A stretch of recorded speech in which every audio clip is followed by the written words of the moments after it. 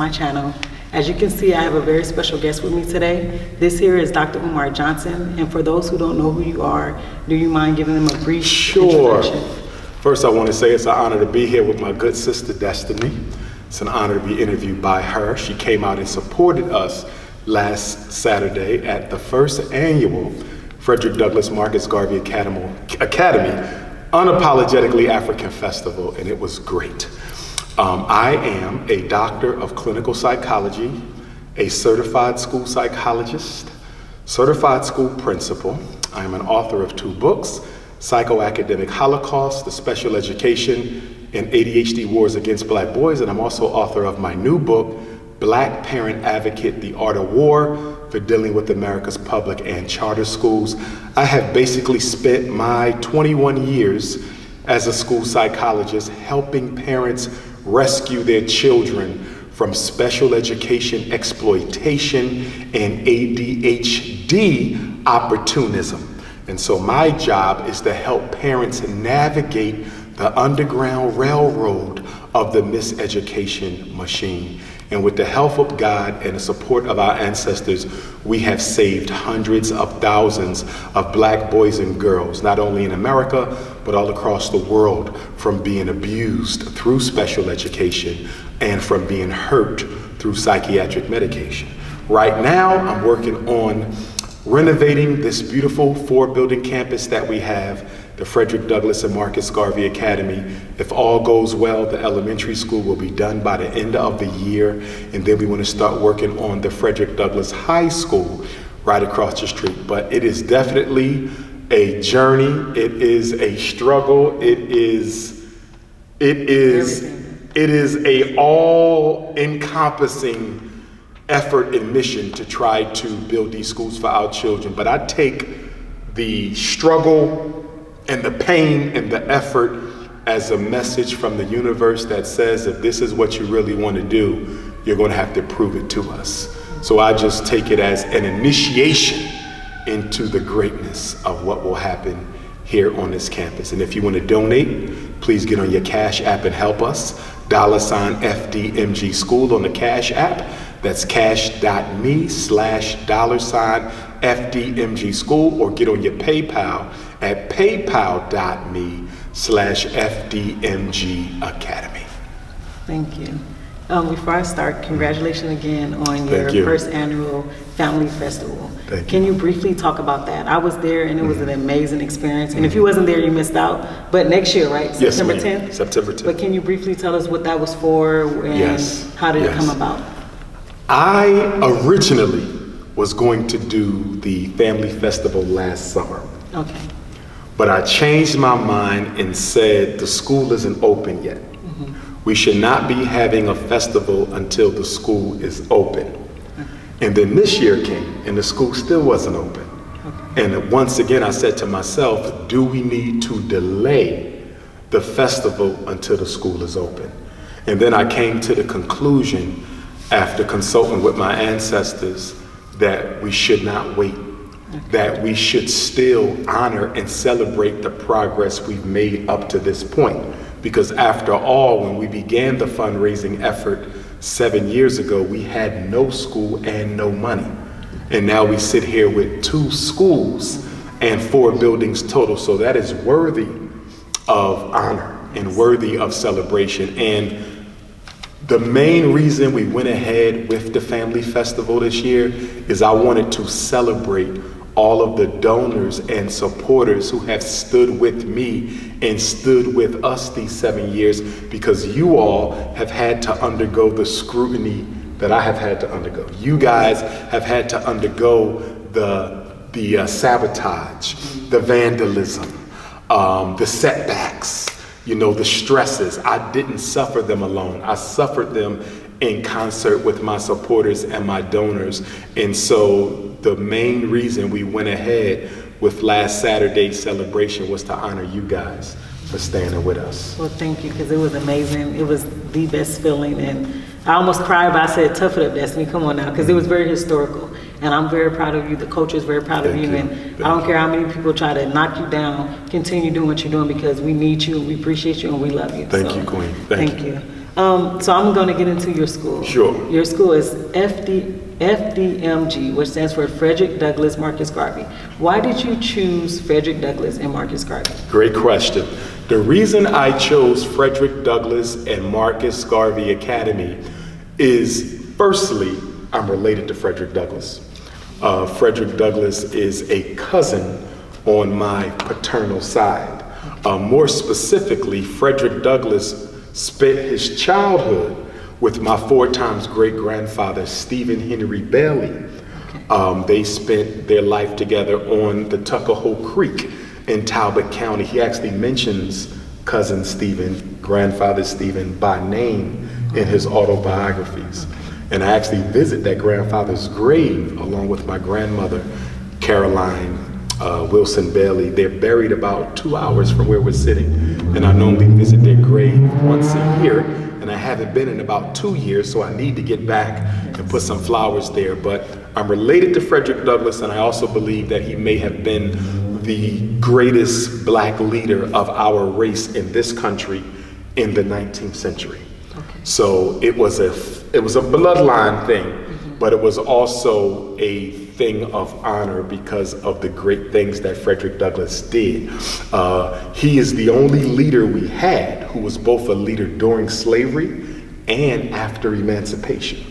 Frederick Douglass' Narratives is the first one where the author actually names himself and his slave master, which, as you know, was considered insane because you're giving the slave catchers the information they need to return you to bondage. But Frederick Douglass felt he had to name himself and his slave catchers because no one would have believed that he had authored such a well-written narrative. See, Frederick Douglass's Narrative of the Life, published in 1845, was a psychological dynamo because he single-handedly destroyed the myth of African intellectual inferiority, being self-educated, and not only being self-educated, but developing his oratorical and literary skills to such a point that his written work would rival the greatest literature that America has ever produced.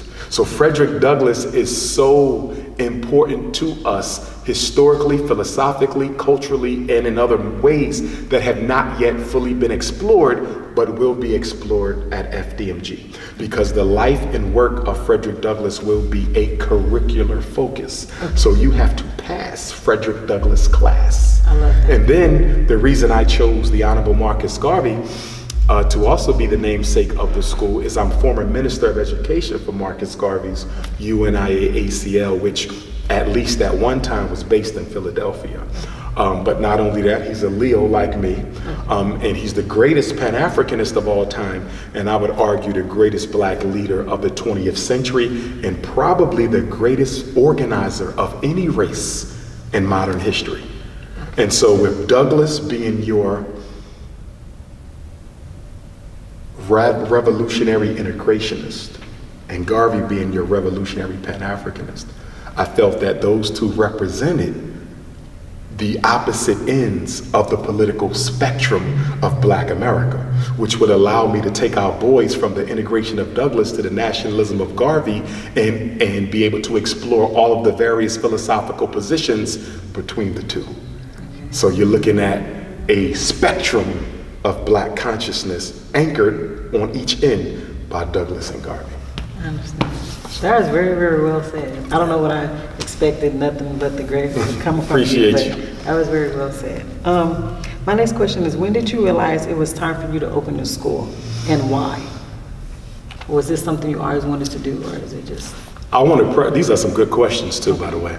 Because you're making me think about things that needed to be said that haven't been said. Okay. There's one mistake I made, or should I say, one big mistake, because several mistakes were made, more will be made on the way. As someone once said, you have to fail your way to victory. But anyway, one of the big mistakes that was made with FDMG, I should have started the fundraising before 2014. Okay. And why do you say that? Because if I would have started the fundraising in 2010, which is when I first became introduced to the Pan-African world, I was local Umar Ifatunde from 2000 to 2010, only being known through UNIA Garvey circles. But in 2010, that's when I became known to the whole world. Had I began the fundraising in 2010, that would have been 4 more years of exposure, 4 more years of fundraising. The schools may be done already. You follow me? So I wish I would have started sooner. I think we would have completed by now. So that's a mistake that I made. The reason we started when we started, 2014, is because of St. Paul's College. A buddy of mine from Virginia called me and said, Doc, there's a black college for sale, St. Paul's. I got the info. I called the auction company. They said they wanted $2 million. $2 million for a 118-acre campus. Cafeteria, dormitories, church, queen. It was a steal. But we couldn't raise the money. They only gave us a couple months. I still hurt that we don't have that, because it was everything but $2 million. So with that being said, we lost St. Paul's. I said, we still need a school. Yes. We can't afford a residential school, but we can still have a day school for now. And that's when I started traveling the country. I was in Ohio, Florida, Illinois, Michigan, PA, Carolina, Georgia. I was going anywhere. How long would you say this took, the traveling, just time? The whole 7 years. Wow. From the time we started fundraising until we bought this school on February 7th of 2019, we were hunting. We were hunting the whole 7 years. I believe we were supposed to be here, and I'm gonna tell you why. I practice Ifa, which is the Yoruba spiritual system. Yes. I had a divination done. I had a couple of them done, but I had one in particular done in New York City about 2 years before we got to school. And I asked the priest, whom we call a Babalawo, which means father of secrets, because they are the custodians of the mysteries of the universe. I said, is my first school supposed to be in Africa? Because I was wondering, is it supposed to be? He said, no. You are to have a school in Africa, but not your first. He said, your first school is supposed to be where you were born, right? Now, I'm born in Philadelphia. We're in Delaware, but Delaware is only 30 minutes from our front door. You follow me? Yes. So when I learned about this school, and I'm thinking about what he said, and I'm like, this is right by Philly. You know what I mean? Like, this is still home. And then I looked at the fact that Frederick Douglass escaped from slavery to freedom through Wilmington, Delaware. I didn't know that. Frederick Douglass, Harriet Tubman came from slavery to freedom through Wilmington, Delaware. Okay. Bob Marley from Jamaica used to spend his summers in Wilmington, Delaware. The house is still decorated, Bob Marley. Yes. Harriet Tubman's #1 financial supporter was a white man named Thomas Garrett, born on my birthday, August the 21st. He's buried and lived here in Wilmington, Delaware. And he is credited with having helped more Africans escape on the Underground Railroad than any other conductor.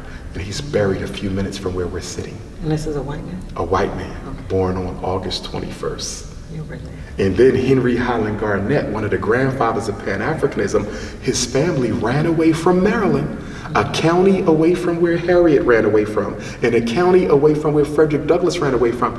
Thomas Garrett helped them. The white man helped Henry Highland Garnett, who became one of our grandfathers of Pan-Africanism. He's the first black leader to give a speech in front of the U.S. Congress. He came from slavery to freedom through Wilmington. So you got Harriet Tubman, Frederick Douglass, Henry Highland Garnett, all come from slavery to freedom through this city. You got Thomas Garrett, the chief conductor on the Underground Railroad in this city.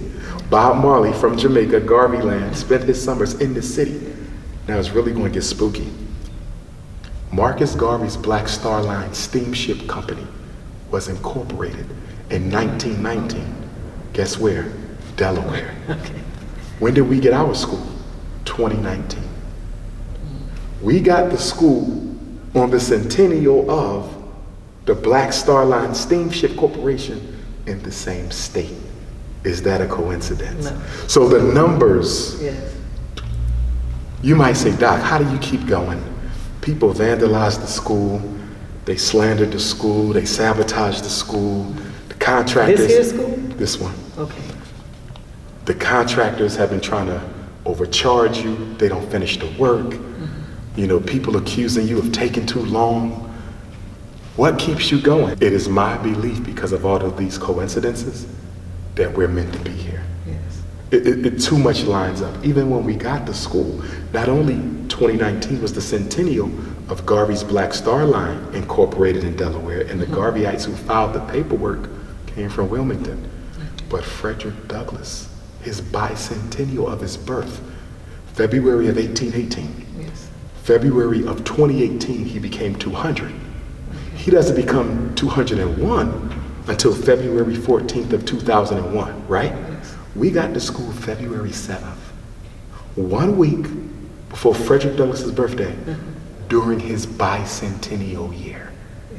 You see that? If that's not powerful, It's too many coincidences that leads me, because I never thought I would be here.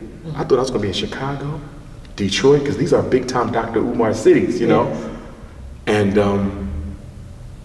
I think destiny put us in. That's why I fight so hard, because I believe it's supposed to be. But it still ain't gonna be easy. You still gotta finish the work. See, this is kind of ticking me off, but I gotta ask while it's here with Sure. me. This makes me bring up the fact that a lot of people don't know that you're very spiritual. I didn't know that until last year. And so if you guys are wondering why is he talking about these numbers, or why is he talking about this is not a coincidence, because Dr. Umar was very spiritual. And would you say that is what helped you my God. through this whole journey? Oh my goodness. Because you do it a lot. I'm sorry to say, the black people, they try to crucify me. He's been taking a long time. Where he stole our money. He's this and that, and not knowing the things you have to go through. And not really knowing that you are actually an amazing human being. I've learned so much from you, and it's just amazing. And people don't see that, and they don't realize that you shouldn't judge a book, and you don't know Dr. Umar Johnson, and you don't know the sacrifices he put through. But that's right. It's very amazing that a lot of people don't know. So if you don't know now, you know that he's very spiritual. Very spiritual. Man. And that is what has sustained me, to go to your question. In 2005, 16 years ago, I went to Africa for the first time. It was my maiden voyage. I was there from July 2nd to August 1st, or July 1st to August 2nd. 30 days, 30 nights.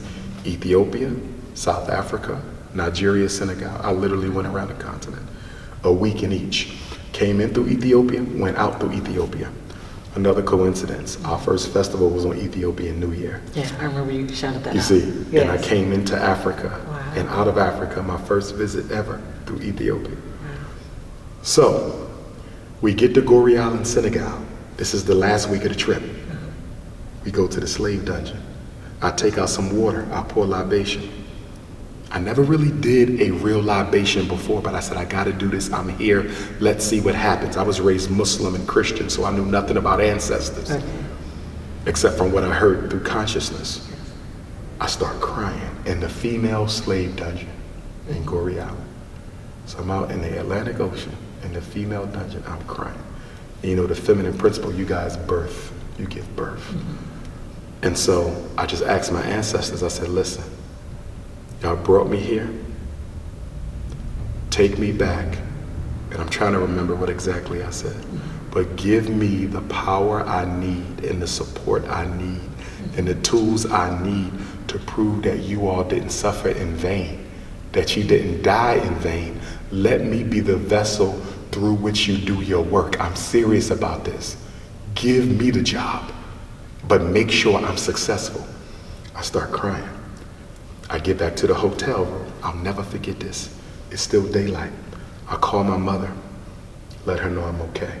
I go back to my hotel room. We're staying in a rural village in Senegal, and we're staying in a beautiful rural hotel. So I sit down on the bed, and as soon as I sit down on the bed, I start feeling some energy. I'm wide awake. It ain't dark yet. And then I start hearing noises and screams and chains and animals. I'm like, what the fuck? So then I lay down and try to go to sleep. Now it's getting dark, right? And as the night went on, the presence became more pronounced. Something started shoving me. It didn't want me to sleep. And nobody was in the room? Nobody was in the room, no roommate. So I rolled to the other side of the bed like, what the fuck? Yeah. 2 hands again, shoved me. And then something started tapping me in my third eye. I'm wide awake. I'm woke. Yeah. So I started tapping me all through the night, tapping me. And then the hands. I got out there the next day. I was woozy. I was dizzy. I walked through the village. I was asking people what happened to me. And they said that happens a lot when y'all come back over the water. It's your ancestors receiving you. Wow. When I got back to America, I started experiencing coincidences like crazy. I'll think of somebody and I'll see them. My phone rang, I know who it is. You need a book, it's in my hand. I mean, coincidences started firing. So soon I get back to Philadelphia. This is my first week back. I get a phone call from some elders who vended at the festival last week. They said, there's a brother here selling some slave chains, right? So I went to West Philly, I bought the chains. I took them back to North Philly in my home. I went up to my bedroom, TV stand. I said, I'm gonna put these under the TV stand, let that be a little shrine. Yes. Don't you know when I sat on the bed after I put the slave chains under my TV stand in Philadelphia, the same 3 taps on the third eye that I got in Senegal tapped me in Philly. The message to me was, we came back with you to help you do what you said you was gonna do, and we're gonna stand with you until you're done. That was in 2005. 2010, I became the biggest name in Black consciousness. 2019, we buy this school. 2021, we are where we are now. Yes. I'm saying that to say that everything positive that has happened in my life since 2005 has something to do with that dungeon and something to do with them spirits. I believe they are with me. That's why I painted this gem in the colors you see. Blue and white, Olokun, divinity of the ocean. Brown and green, Orumila, the divinity of destiny. That is the energy that was present when God created the universe. Orumila knows the end of everything. He knows how long I'm going to be on the planet. He knows if you're having any more children. He knows how long the United States is going to survive. Yes. That is the one being that God allowed to witness the creation of everything. So he knows the ends. So whenever you get a divination, the priest calls on Orumila to open your future road to see what's coming. Shango, the divinity of the leader, the king, the alpha male. He's the ladies' man. He's the judge. He's the leader, the organizer, the diplomat. He's the orator. A lot of people thought I was Shango. Yeah, I was like, it kind of sounds like you, but I'm Ogun. Okay. Ogun is the builder. He is the trailblazer. He is strength and power. He is the representation of the unlimited power of God. Okay. You have Yemoja. She's the great mother. She gives birth to all the possibilities of the universe. The mother of every living thing. Oshun, she is the divinity of love and abundance. She represents the sweetness of life. She represents the joy and pleasure that every human being wants to experience before they go back to the ancestors. And then right here, well, we have Ogun, which is me. He's the worker, the builder. He's energy, he's strength, he's willpower, he's determination. He's also masculine virility. So that's why in white, all white is Obatala. He's the oldest and the most powerful of all the Orisha, and he is the manifestation of righteousness, patience, character, conduct, wisdom, leadership, Obatala. And so I put these in here because I always wanted to have the Orisha energies present with me because I know how important spirit is after what I've been through, and don't let me leave out Oya. She is the Orisha of change and transformation.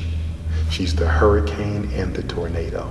She is the energy that destroys what is to allow for what needs to come. She ends this chapter so a new one can start. She's also the leader of the Agungun Society, which is the ancestor. So when she comes with all the ancestors who travel in her winds. She's also the mother of financial change. So she blesses the marketplace. People in business often call on Oya for assistance because she can bless your financial road. So if I would have never thought about African spirituality until I went to Africa. Islam and Christianity, which I still respect, was my foundation.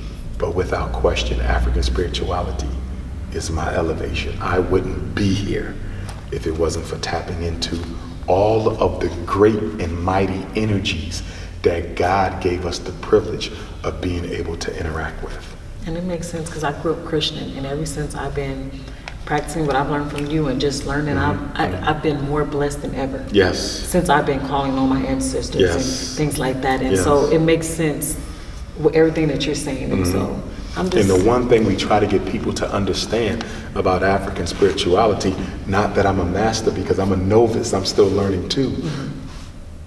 All of these divinities are different forms of the one God. Let me give you an electrical analysis. For them to fix the electric in here, they had to bring a transformer into the building. The purpose of an electrical transformer is to do what? To take all that power on the street line and knock it down so we can use it. Do you see that? I'm gonna say that one more time. So the lines outside might be 50,000 volts. That's too much. That'll fry everything in here. Your cell phone, right? So the transformer takes that 50,000, knocks it down to 240 volts so you can use it. That's what God does with the divinities, because God is so great, so powerful, so unreachable, so incomprehensible, right? That you cannot approach God directly. You can pray to God directly, but you can never fully understand the greatness of the one. So what does God do for us to help us? I'm going to take all this power that I got and I'm going to knock it down into these divinities. I'm going to manifest myself in these different forms so you can begin to get a sense of who I am. And it is through these forms, through these channels, through these angels, through these divinities, through these ancestors that you can come to know who I am. You see, that's how African spirituality works. We're not worshiping a million different gods. We're worshiping one God a million different ways. And that's what people need to understand about African spirituality. What is your vision for your school? Wow, that's a great question. I have so many different visions, but let me say this. The purpose of the Frederick Douglass Marcus Garvey RBG International Leadership Academy for boys and then ultimately for girls is to create nation builders and revolutionary Pan-Africanists who are both intellectuals and practitioners, mind and hands, who can go into any African community in the world, from Jamaica to Europe, to Asia, to Africa, to Canada, to Brooklyn, to LA, and organize the people, lead the people, and help the people build an independent reality. This school is producing nation builders. They may go to college. They may start their own business. They may be doctors, teachers, lawyers, dentists, engineers, right? Yes. But all of that is secondary. Your primary purpose for being educated in this institution is to teach you how to go back and organize, lead, and create independent communities for Black people. That is why we exist. So like little Dr. Umar Johnsons. Right, but much better than Dr. Umar Johnson. None of the mistakes, but all the blessings. So that kind of answered my fourth question. What can the students and the parents attending FDMG look forward to? If you didn't already answer it. That's a great question. While attending this school, yes. Right. They are going to get an experience that they've never ever saw before, heard of, and that they'll never forget. I can promise our parents that after 30 days in this school, your son will never be like he ever was again. After 30 days, he will not be the same person. I am going to use everything I know about mental science to create a personality and a consciousness out of our pupils. That after 30 days, anybody who comes within 5 feet of them will resonate with an energy of African liberation. That they will be able to say, you must be a student at FDMG. Because all of you have an energy that you can feel when they're in your presence.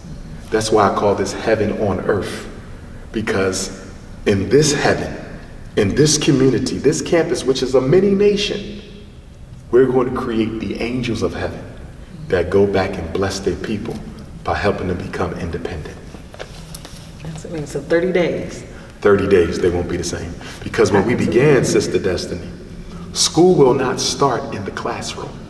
School will start at the retreat that they're going to go to out in the woods in the middle of nowhere, where they will be introduced to the songs, the rituals, the pledges, the creed of FDMG. We have to turn all these individual boys into a family. Yes. That's what we're going to do 2 weeks before they ever go into a classroom. So the schooling starts way before they pick up a textbook. I'm excited. We are literally trying to re-engineer the consciousness of Black people by changing it in our children. And is it just going to be you, or like how do you, I'm kind of jumping the gun, okay. But since we're kind of on topic, sure. If people want to be involved in helping these young Black men, how can they? The biggest way to help us is to donate, because the schools are not yet complete. So that's why the Cash App, the PayPal, the mail-in donations, and for those who want to mail in your donation, make it payable to the FDMG Academy, and please send it to P.O. Box 9634, Wilmington, Delaware 19809. Until the school is completely renovated, nothing can help us like donations or voluntary skill contributions. In other words, Destiny, if you say, Dr. Umar, how much will it cost to renovate the high school? I will probably tell you $1.5 million if we have to pay people. But if you bring me a team of HVACers and a team of electricians and a team of plumbers, now you say how much it costs, and they're going to volunteer their labor. You just have to supply the equipment. Yes. Maybe $250,000 instead of $2 million. You see that? Yes. It's a big difference when you have the volunteers, but we have not received the volunteers that we thought we would have had. And that has been a disappointment for me, because I say if I was Mexican and Mexican children were going through what Black children go through, the Mexican community would have got this school done by now. If I was a Jew, if I was an Arab, Chinese, East Indian, Latino, anybody you name, being who I am, if I was who I am in the Jewish community, or who I am in the Mexican community, or who I am in the Asian community, we're not still sitting here 2.5 years later with 2 beautiful schools not done. You follow what I'm saying? It's only because of us. And we don't value, Sister Destiny, we don't value independent institutions. We don't value that. We're so used to depending on the government. Even if we make $1 million, we still want to live in a white neighborhood. We don't want our own. We still want to go to a white hospital. We don't want our own. We still want to shop at the white supermarket. We don't want our own. You see that? So the money don't make a difference. It's the mindset. Black people are comfortable being led around by white folks. That's why people look at this school and say, what we need this for? We got charter schools, we got Catholic schools, we got public schools, but you have no school that's going to do for our children what this one will. You know, it's funny you said that, and correct me if I'm wrong. I understand when you just said if you were Mexican, if you were Jew.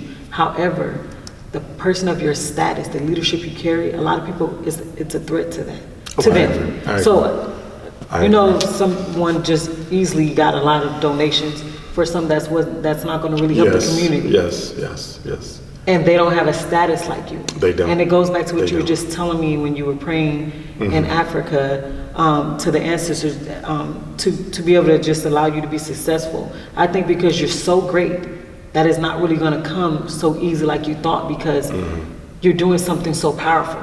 If you were doing something negative and just whatever, you would have been. If I was opening up nightclubs, and it'll be funded. The other thing too, speaking of the other donation campaign that you mentioned, that donation campaign is multicultural. So with that person not being a Pan-Africanist, they can accept funding from any race. And I think that's what fueled a lot of that. He was supported by black people too, but because it's a multicultural campaign, he can take money from anywhere. I'm a Pan-Africanist, and so my activity must be in congruence with my principles that I live by. And since I believe in African self-determination and African self-reliance, what we're doing here cannot be subsidized by any other people. It must be us. And that's the reason why he was able to do what he did so quickly, because he's not just relying on black dollars. Whereas for me, it must only be black dollars. See, when we cut that ribbon on the Marcus Garvey School, God willing, next spring, to announce that school will be starting, I need everybody there to know that that school that our boys are going to walk into on August the 21st was built totally by people who look like them. No government, no corporations, no white liberals. You understand? Yes. Every classroom, every floor tile, every sign, every sink, every toilet, everything you eat for lunch, every book, my people did this for me. You see what I'm saying? If I take a handout from the government, a grant from a white corporation, it undermines the victory. Yes. I can't tell them boys that this was an all-African project. See, what I wanted to show black people is if we can do this by ourselves, we can do the hospital too. You see what I'm saying? I'm trying to breathe a fresh air of independence into black people. And that's why, even though this has been hard, Destiny, I'm telling you, this has been so hard. I mean, I can't begin to tell you the trials and tribulations of raising the money, buying the school, trying to renovate the school, and the fact that most of the sabotage has been done by people who look like me. You know, it hurts, but once again, it goes back to Goree Island. I believe that when I asked the ancestors to help me avenge your experience through creating success for our people, I think it starts here. I don't think it ends here. I believe the ancestors have more in store for me than just the school. Yeah, but the school is the foundation, and from there we go up and far.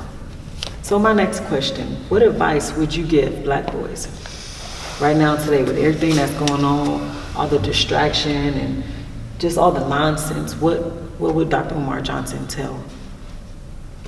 That is a magnificent question. I pause to answer because there's so much to give them, but I'll give them a couple things.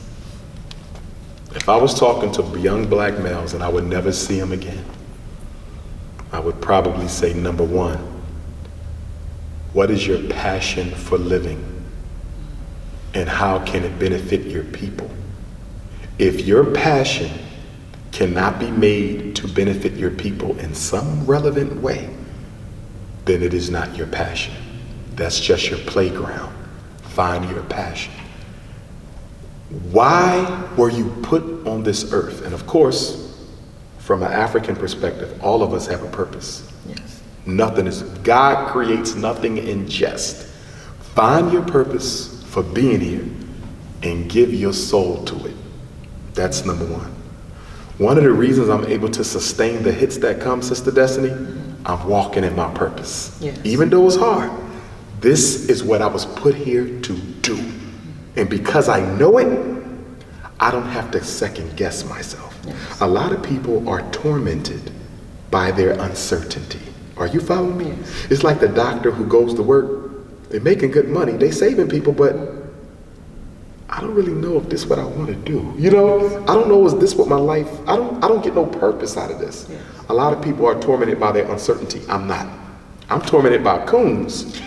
But I'm not I have no uncertainty about my work. Sometimes I wonder, is God going to pull the rug out from under me? Yeah. Anybody would. That's that doubt that creeps in that you got to kill. Yes. Right? But I would tell them, find your purpose, give your all to it. Always respect your parents and your elders no matter what. They are your path to heaven. If you do not honor your ancestors, you will not walk through those gates, nor will you get the blessings you deserve in this world. You must honor them. Number 3, pick your friends carefully. Don't use the word lightly. Lord have mercy. Many of the people who have come into my life over the past 11 years since the big explosion of 2010 have been opportunists. Probably 1% of the people who have come into my life since September the 18th of 2010 when I did the Chicago interview, and October 30th of 2010 when I did the Harlem, New York lecture. That's what put me out there. 1% of the people have genuinely cared about Dr. Umar. 99% were opportunists. And of that 99%, 91% were dangerous. And what I mean by that, if they did not get what they wanted, they would try to destroy me on their way out the door. Yes. Male and female. Romance as well as revolution. Right? For the fellas, revolution. For the ladies, romance and revolution. So I would tell them, be careful about who you call friend. And the last thing I would tell them is you had better build a relationship with the Creator. I don't care what religion. I don't care what spiritual system. I don't care what name you use for God. I don't care what rules you use to honor. But if you do not have a relationship with the force that is responsible for you breathing, your life is going to be hell. Spirituality is the shocks we have around us to insulate us from all the bumps and tragedies and crises and catastrophes that life are going to bring you, right? Yes. If you're in a car, you still gonna hit, even though you got shocks, you still gonna feel them bumps, but you ain't gonna feel them like somebody without no shocks. Yes. You follow me? Somebody without no shocks, their car might fall apart. Because you got shocks, you'll be able to get over it. See, spirituality doesn't stop you from experiencing pain. Pain is necessary because sometimes we gotta be reminded of how good we got it. You see? Yes. Pain reminds you that shit, life wasn't too bad before this. You understand? And spirituality doesn't stop you from experiencing the pain. It allows you to make sense of it. And being allowed to make sense of your pain allows you to reorganize your life and keep on going. The metaphor I use in my life, Sister Destiny, I gotta keep on going. Yes. Somebody just stole this, I gotta keep on going. Somebody just did this to the school, I gotta keep on going. They just hit you with another tax bill, I got to keep on going. Keep your eyes on the prize. That's what I try to do. No matter what happens in this school, keep your eyes on the prize. You got to finish this for the boys. And I just keep a vision in my head of standing at that front door and seeing all our young brothers of FDMG walk up and shake Dr. Umar's hand on their way into the classroom. I keep that foremost in my mind because that's what I'm living for. Not the adults, not the elders, for those babies. And it's funny you said that. I don't know if you remember. You were getting ready to do the fashion show wedding. And I was standing there, but I don't know. You was in the gym? No, you were coming out from where you got dressed. Okay. Do you remember a little girl just filled with joy saying, Dr. Umar, Dr. Umar, and you gave her a hug?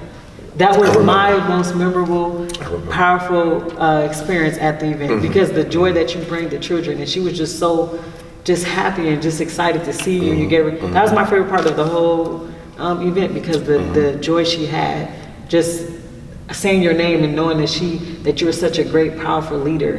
That was my best. That was my favorite experience. Just that, and I didn't know I was going to run across that, but I so happened to see it. It was a little girl, and she was just so thrilled, and she came up to you and you gave her a hug, and she was just so she was just so excited. And I even cried at the festival. I was sitting at the front, and when they started doing the electric slide, I just sat there and taped it, and I just broke down. You did that, and I broke down because I said, "Wow, there is some light at the end of this tunnel." You know what I mean? Yes. To all we've been through at this school, to see them up there dancing and having a good time, it was just a validation that my work has not been in vain. And that festival has inspired me even more, even though I'm still drained. Because as you said, I was getting text messages from people, Destiny, and they were like, "Elders, I've never been to a festival like that in my life." And I'm like, wait a minute. This festival's way bigger than this. You know what I mean? All across the world. And to have elders tell you, "I've never felt the energy I felt." Peaceful, safe. Yes. I felt nobody wanted to come in here and do anything. Yes. It was yes, and I said, if this is what you get from a one-day festival, imagine what you're going to get from a week-long conference, a month-long seminar. You understand what I'm saying? Okay, you guys, I'm back. My battery went dead, so I have to use my phone. So Dr. Umar, the last 3 questions I have for you is, how can people help? Like, are you accepting donations for books right now, pencils, anything of that sort? Great question, great question. The primary way to help at this point is through financial contribution or skilled labor contribution. So that means Cash App, PayPal, check, money order, or if you are a plumber, electrician, HVAC technician, or carpenter, you can donate some time and come help us get some of the work done here at the campus. Okay, and I know you've been with me for like almost an hour, but can you kind of explain that? Because you know the people are going to ask, well, why doesn't he want the books? Or yes, they're free. Why doesn't he not want that right now? There will come a time where you can send physical gifts to the school. Dr. Umar, I have artwork for the wall. Dr. Umar, I have a collection of Malcolm X books that'll be good. Dr. Umar, I have a water fountain that I want to donate to the school. I have classroom furniture. I have desks. There will be a time when we will start receiving physical gifts. The reason we cannot accept them now is we need the schools to be empty so renovations can be done. Our electricians and plumbers and other techs, they can't work over a whole bunch of storage. We need space to get the plumbing done, space to get the electric work done. And we do not have a storage area. We're using parts of the school right now, but we don't have a true storage facility. So in order to avoid clutter right now during renovation phase, please hold off on your gifts, but there will come a time when you'll be able to send them, and I will be sure to announce that. Okay. And do you have any regrets in life? Yes. Do you mind sharing maybe 1 or 2?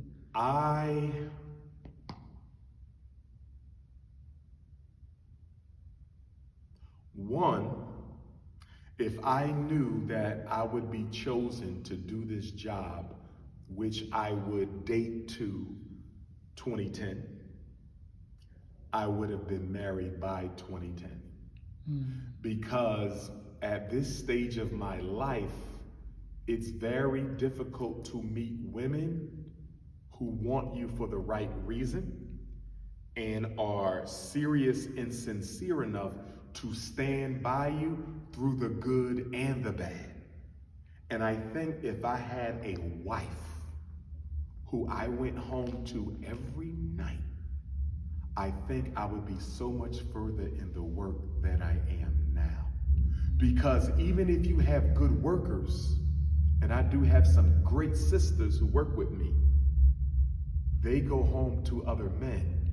So there's certain things I can't tell them because it's too sensitive for the school to have that information risk being told to another person who I do not know. You follow me? So I can't give them everything because there's some things that can't be repeated. And as you know, pillow talk, usually nothing is off limits with pillow talk. So even with the women I trust, I can't give them everything because I can't afford for that information to be divulged. So if I had a wife, I know I would be so much further. And even when I talk about having my 2 wives, and of course a lot of people take issue with that, but they don't understand it from a political perspective. They don't get it that that's 2 women who he can give everything to. You understand? And God forbid, if one of them defects from the camp, you have the other one. You don't have to rebuild nobody. You can keep on going. That's the importance of having 2 queens in my work. So then people say, well, why can't you just have 2 trusted assistants? I just told you. They go home to other men. So there's certain information that I cannot give them. In addition to that, they can't work all night because they have a family. But if I'm the family, they can work all night. It's no stopping.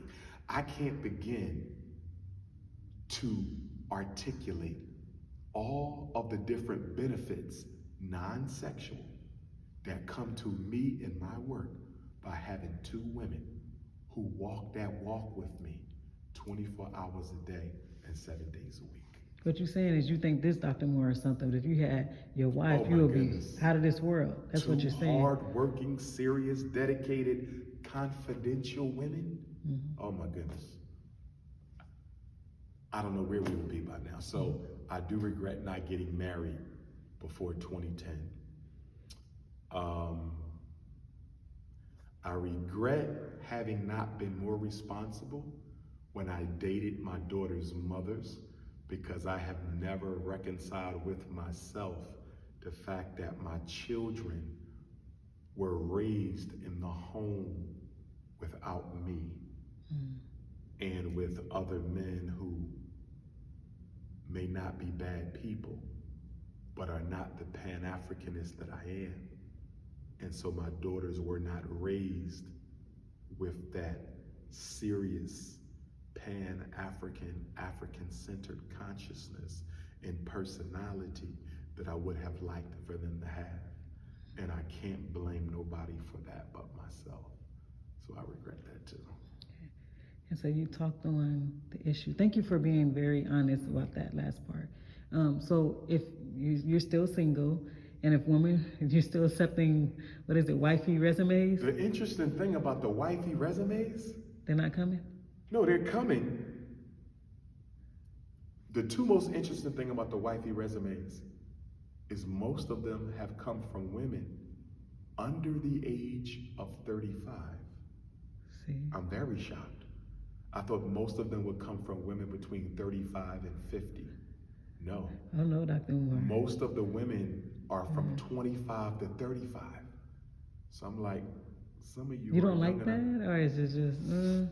I don't want to go under 30 at all. Okay. And I'd rather not go under 35. But I would consider low 30s. Okay. I don't think I can consider 29 and under. So about 30 is like the max? 30 is the absolute minimum. Okay. Right? So I'm surprised at the age.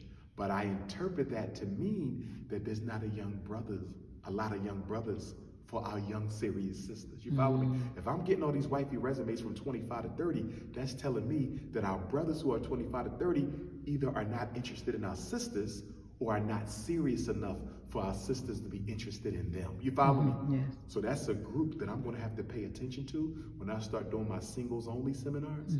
I'm going to really have to hone in on that 25 to 30-year-old sister because she's looking and can't find.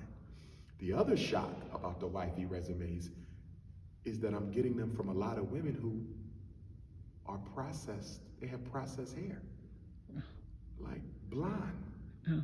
And I'm like, what? They didn't do their research on you guys. Apparently not. Why would a sister with blonde hair send Dr. Umar a wifey resume? But you know, Dr. Umar, you may be that one to help them recondition himself. I agree. But it's somewhat of a turnoff because you're coming to Dr. Umar and you haven't yet reconciled with yourself on accepting traditional African beauty standards as your own. Like that is a prerequisite. That should have happened before you came to me. You know what I mean? So those have been the shock. The age and the fact that most of the sisters who sent me wifey resumes are not natural. Okay, and what should be in the resume? Because whatever they want. I'm looking for who are you and why do you think you would be a good wife? So is it more so like a introduction of yourself and not really, because you say resume, I'm thinking of the format of a resume. And I want to see that too, because I need to know what she can do on the professional side. Okay. Because you got to remember, like any relationship is half business, half romance. Yes. In my case, it's going to be 70% business, 30% romance. So I need to see, what can you do? Are you a good secretary? Are you good with communication? Are you good with event organizing? You follow what I'm saying? You don't necessarily have to be a doctor, a lawyer, or an engineer, but show me what you can do well. So I say, okay, if she can do this well, I'm going to use that. You follow me? If she say, I can do the hell out of an event, I got you. I can do the hell out of correspondence, fundraising, because I'm looking for how you can benefit me. You see, the movement, and I think too often with the sisters, they look at how they can benefit me when that bedroom is closed.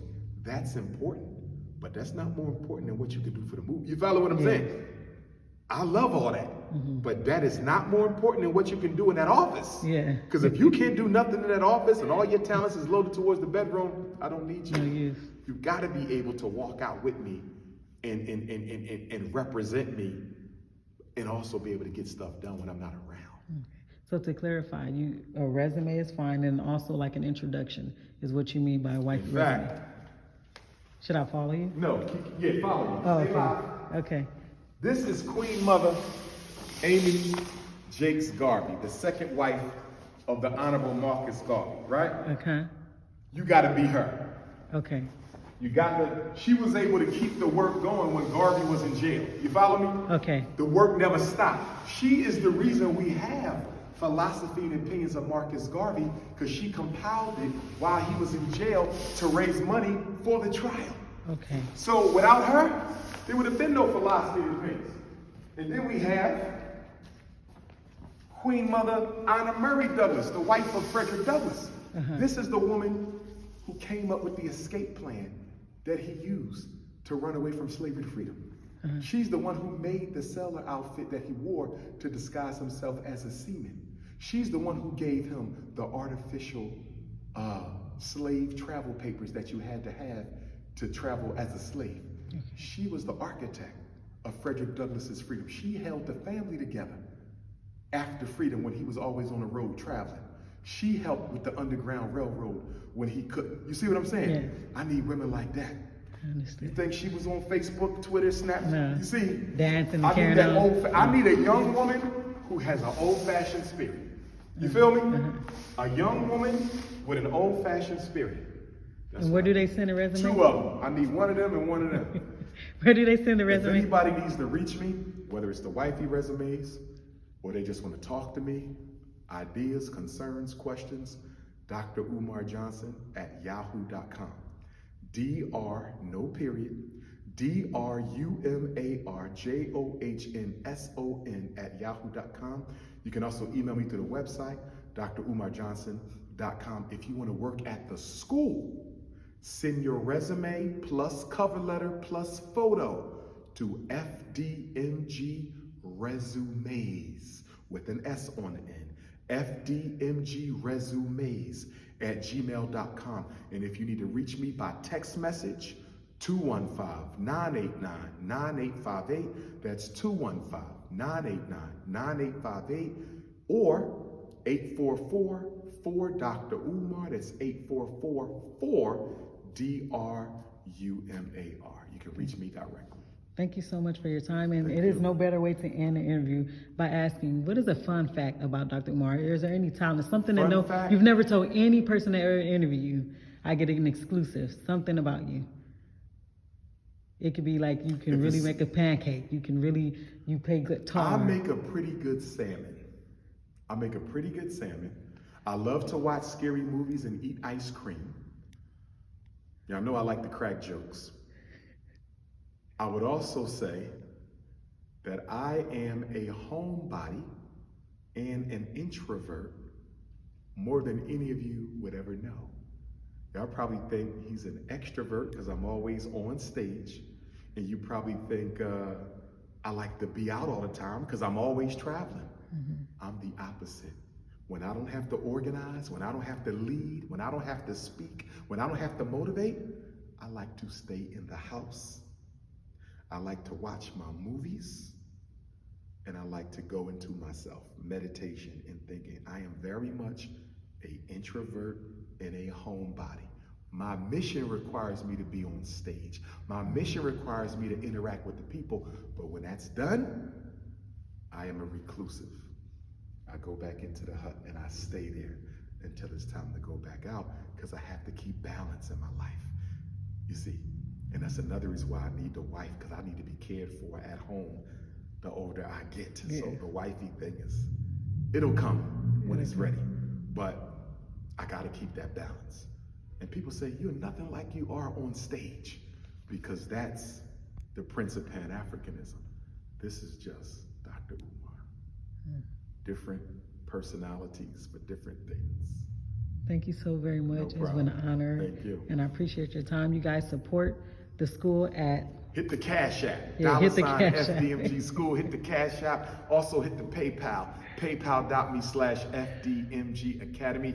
Also send that check, a money order, P.O. Box 9634, Wilmington, Delaware 19809. And if you forget all that, just text my phone, 215-989-9858.